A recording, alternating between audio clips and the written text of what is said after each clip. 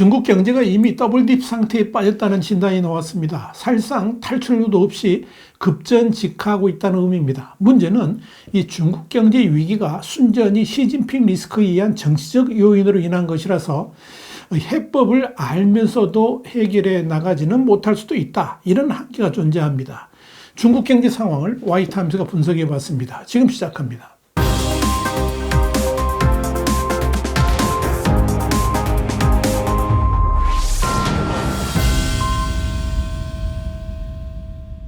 블룸버그는 현지 시간으로 10일 중국 국가통계국의 이날 발표를 인용해서 중국의 6월 소비자 물가 상승률은 보합세를 보인 반면에 공장 출고가는 더 하락하여 디플레이션 위험에 대한 우려가 커지고 있다 그러면서 중국 당국이 엄격한 제로 코로나 정책을 폐지하고 일상 회복으로 돌아선 뒤에도 이 소비 회복세가 여전히 더딘 것으로 분석된다. 이렇게 보도를 했습니다. 지난 6월의 소비자 물가지수 그러니까 CPI는 전월 대비로는 0.2%포인트 하락하면서 지난 5월 상승률 0.2%에서 멈춰섰습니다. 이는 2021년 2월 물가 하락 이후에 가장 낮은 수치입니다.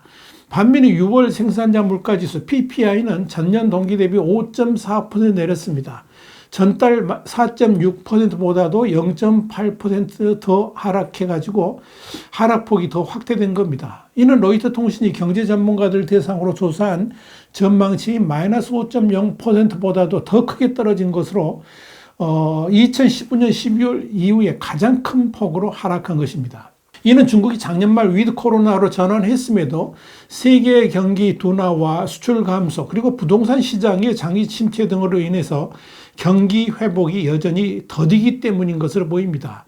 중국의 PPI 상승률은 2021년 10월 13.5%로 26년 만에 최고치로 치솟은 이후에 지속해서 상승폭을 줄여왔습니다.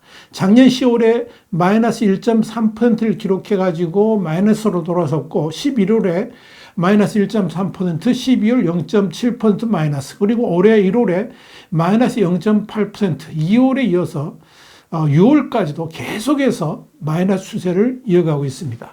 이런 중국 경제 추세에 대해서 영국 주간지인 이코노미스트는 중국 경제가 더블딥을 향해서 나아가고 있다고 진단했습니다. 경제학에서 더블딥이라는 것은 불황에 빠졌던 경기가 단기간 그러니까 한 1, 2분기 정도 회복했다가 다시 불황에 빠지는 상태인데요. 이 W자형의 불황을 의미합니다. 실제로 중국 경제가 리오프닝으로 일시적인 회복세를 보이는 듯 하다가 다시 경기가 고꾸라질 가능성이 있다는 것입니다. 이렇게 더블딥이 예상되면 현재 추진하는 경기 부양책이 한계가 있다는 뜻이기 때문에 추가적인 경기 부양책이 요구가 됩니다. 대체적으로 더블딥에 빠진다는 것은 정부의 정책 실패로 인한 것으로 해석을 합니다. 사전에 이렇게 더블딥에 빠지리라는 것을 예상하지 못했을 때 일어나기 때문에 그런 겁니다. 물론 사전에 그런 더블딥을 예상하면서 다른 정책 목표 달성을 위해서 의도적으로 그럴 수도 있지만 지금 중국은 전자에 해당됩니다. 이와 관련해서 핀포인트 자산운용의 수석 이코노미스트인 장즈웨이는 이 디플레이션 위험이 매우 현실적이다 이렇게 말했습니다. 두 지표 모두 경기 회복세가 약화되고 있다는 사실에 더해서 이 디플레이션에 대한 우려가 정부에 대한 신뢰도를 짓누르면서 나타나는 현상이기 때문에 그런 겁니다. 다시 말씀드려서 중국 당국이 경제를 부양하기 위한 정책에 대해서 아직까지 기대하기가 어렵고 또 정책의 지속성에 대해서도 신뢰하지 못하기 때문에 나타나는 현상이다 하는 의미입니다. 그렇다면 중국 경제가 이렇게 더블딥에 빠져든 이유는 무엇 때문일까요? 그 첫 번째가 바로 부동산 문제입니다. 사실 중국 경제 위기는 심각한 침체에 빠진 부동산 시장 때문이라고 해도 과언이 아닙니다. 중국 국내 총세나 그러니까 GDP에서 한 30% 가까이 차지하는 부동산 시장이 망가지게 되면 중국 경제 기반이 흔들릴 수밖에 없습니다.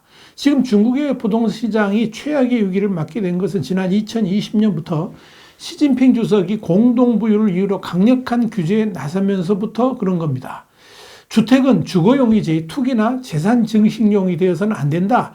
이런 생각으로 대대적인 부동산 거품 제거에 나서면서 중국의 부동산 시장은 소용돌이 속으로 빠져들었습니다. 이 여파로 헝다그룹 같은 대형 부동산 개발 업체들이 줄줄이 자금난에 봉착하면서 뿌리부터 무너지기 시작했습니다. 부동산 개발업체의 줄도사는 아파트 등의 주택공사 중단을 불러왔고 또한 미분양 증가와 주택가격 하락으로 이어졌습니다. 문제는 이런 현상이 중국 경제 전반을 위축시키고 있다는 점입니다. 블룸버그 이코노믹스 분석에 따르면 이 중국 부동산 개발 업체들은 GDP의 12%에 달하는 13조 6천억 위안, 한 2,500조 원 정도의 채무 불이행 위험에 처해 있습니다. 시진핑의 부동산 정책은 한마디로 경제의 기본을 잘 몰랐기 때문에 빚어진 초대형 사건이다. 이렇게 말씀드릴 수 있습니다. 중국의 부동산 시장, 그리 안에도 인구 감소, 또 그동안의 공급 과잉 때문에 자연스럽게 구조조정에 들어갈 수밖에 없는 처지였습니다. 그런데 시진핑의 주택정책이 이들 부동산 기업들에게 자율적인 구조조정을 할 시간도 주질 않고 곧바로 강펀치를 날림으로 인해 가지고 이 부동산 시장 전체를 최악의 상황으로 빠지게 이렇게 만들어버린 겁니다. 문제는 지금의 부동산 경기가 다시 살아나기는 쉽지가 않다는 겁니다. 이렇게 부동산 경기가 살아나지 않게 되면 중국 경제 전반에 치명타를 안게 될 것입니다. 이는 그동안 중국 경제의 성장을 바로 부동산 정책에 의존해 왔다는 점에서 문제의 심각성이 있는 겁니다. 부동산이 무너지면 당장 부동산 개발업체 등이 문을 닫게 되겠지만 이 여파는 고스란히 땅을 통해서 수입의 절반 안팎을 채웠던 지방정부들 역시 줄도산 상태에 빠지게 됩니다. 이런 이유 때문에 지금 중국 지방정부들의 부채 문제가 심각하게 부각되고 있는 겁니다. 이뿐 아닙니다. 부동산 불황은 가계의 자산 가치 하락을 불러오면서 소비자들은 미래에 대한 불안을 느끼게 될 것이고 이는 결국 소비를 줄이는 쪽으로 나가게 됩니다. 그러니까 경제가 살아날 리가 없는 거죠. WDV를 불러온 또 다른 이유는 중국에서의 민간 경제가 날이 갈수록 힘을 잃고 있기 때문에 그런 겁니다. 이유는 간단합니다. 시진핑의 경제정책 최상위에는 국진민퇴, 그러니까 국영기업은 흥하고 민간기업은 쇠퇴한다. 이런 국진민퇴가 있습니다. 그동안에 이 중국 경제를 민간기업들이 살려왔지만 이젠 중국 공산당이 지배하는 국영기업들이 민간기업을 대신해서 중국 경제를 이끌어가야 된다 하는 것이 시진핑의 지론입니다. 이런 관점에서 중국 공산당 정권은 지속적으로 민간 기업에 대해서 압박을 하면서 사실상 공산당 지배체제에 순응하도록 만들어왔습니다. 그중 하나가 바로 기업들에게 공산당 위원회를 설치하도록 만든 겁니다. 명목은 당과의 유대관계를 높이겠다 하는 것입니다만 실질적으로 민간 기업마저도 공산당이 지배하는 체제를 만들겠다는 겁니다. 그래서 각 기업의 공산당 서기가 사장보다 위에 서는 구조가 중국에 형성된 것입니다. 동시에 이 거대 민간 기업들에 대해서는 사실상 더 이상 성장을 하지 못하도록 철퇴를 가했습니다. 그들 대형 기업들이 공산당 지배체제를 위협해서는 안 되기 때문에 그런 겁니다. 그래서 중국은 알리바바, 텐센트 같은 빅테크 기업의 사정 칼날을 들이댄 것이고 게임과 사교육 시장도 타격했던 겁니다. 중국 당국이 빅테크 기업들에 대해서 압박 조치를 취하면서 중국 대형 사교육 업체인 신동팡에서만 반년 만에 6만 명이 해고가 됐고 14,000개의 게임 관련 회사가 문을 닫았습니다. 이렇게 그동안 중국 경제 성장의 견인차 역할을 해왔던 민간 기업들이 쇠퇴를 하면서 청년 실업률도 높아진 겁니다. 시진핑의 국진민퇴 정책이 중국 경제를 완전히 멍들게 만들어버린 겁니다. 또 하나의 더블딥 요인은 탈중국 현상입니다. 이로 인해서 중국의 수출은 급격하게 줄어들고 있습니다. 문제는 이런 수출 감소가 일시적인 현상이 아니라 장기화될 수 있다는 점입니다. 이렇게 중국의 수출이 감소하는 가장 큰 이유는 세계 경제가 전반적으로 둔화되고 있기 때문에 그런 겁니다. 그런데 이렇게 세계 경제가 둔화되는 데 있어서 중요한 요인이 바로 러시아의 우크라이나 침공, 그리고 중국의 경제 둔화 등입니다. 이로 인한 악순환이 다시 중국 경제를 어렵게 만들고 있다. 이렇게 보시면 되는 겁니다. 여기다가 팬데믹을 거치면서 일어났던 공급망 재편과 서구권을 중심으로 거세진 중국 탈피 움직임도 악재입니다. 이는 순전히 중국이 자초한 현상입니다. 여기 대해서 파이낸셜 타임스는 작년에 미국이 아시아 국가, 그러니까 한국, 일본을 제외한 아시아 국가로부터 수입한 제품 중에서 중국산 비율은 50.7%로 2013년보다 20%포인트 가까이 떨어졌다라고 했습니다. 결국 굿바이 차이나가 중국 경제를 더블 딥으로 몰고 가고 있는 것입니다. 그렇다면 중국 경제가 다시 살아날 수 있는 방법은 없을까요? 왜 없겠습니까? 있습니다.